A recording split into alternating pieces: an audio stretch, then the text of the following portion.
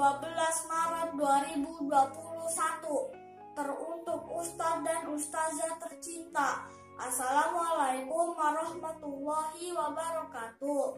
Bagaimana kabar Ustadz dan Ustazah?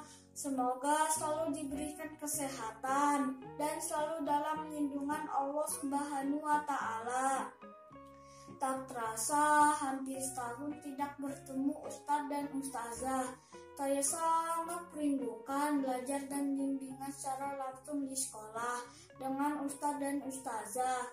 Selama ini belajar secara daring sudah cukup bagus, akan tetapi masih terasa kurang karena tidak berjumpa langsung dengan Ustadz dan Ustazah.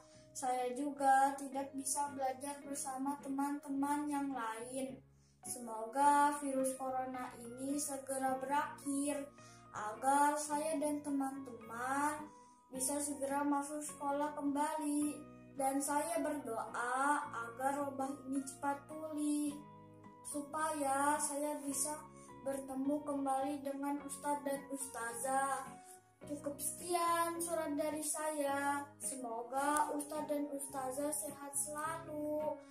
Wassalamualaikum warahmatullahi wabarakatuh. Salam rindu Kenzi Haider Azmi.